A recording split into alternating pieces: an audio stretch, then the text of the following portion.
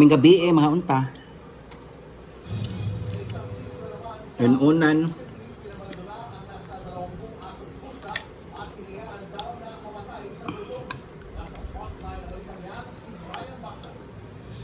Lamin siya magkinamot.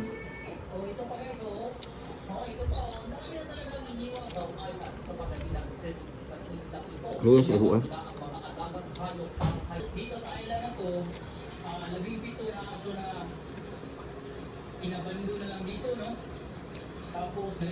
Lamin yung sauce. Gusto mo bang batis? Ula oh.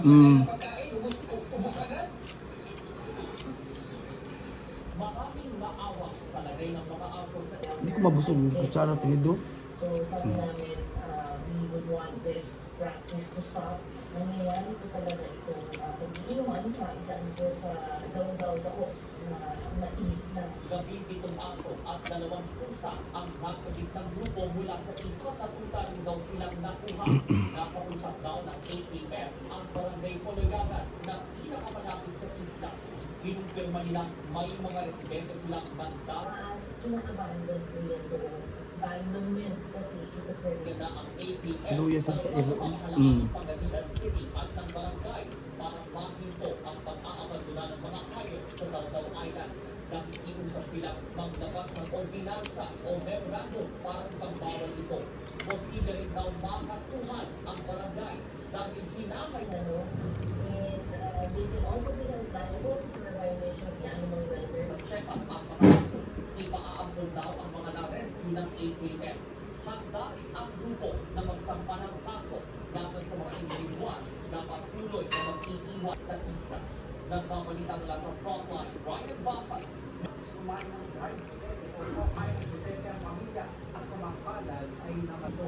Tatlong iba pa ang nagpapadali. Hindi na ko gagawa. Matay ko na.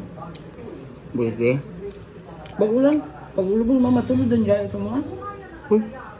Akong yung ano, yung apo. Breathing. Uman, matay ko lang sa mama babae. Gusto ko bayan mo ito. Karong tuiga.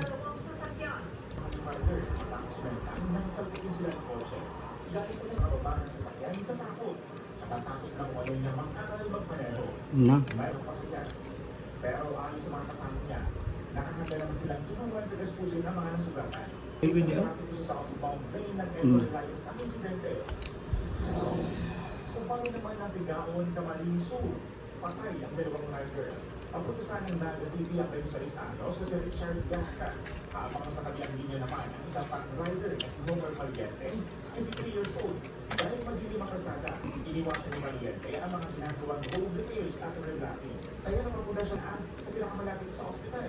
Pero paano sa ng Department of Criminal Court o ICC laban sa mga suspect dapat idaan ito sa Interpol.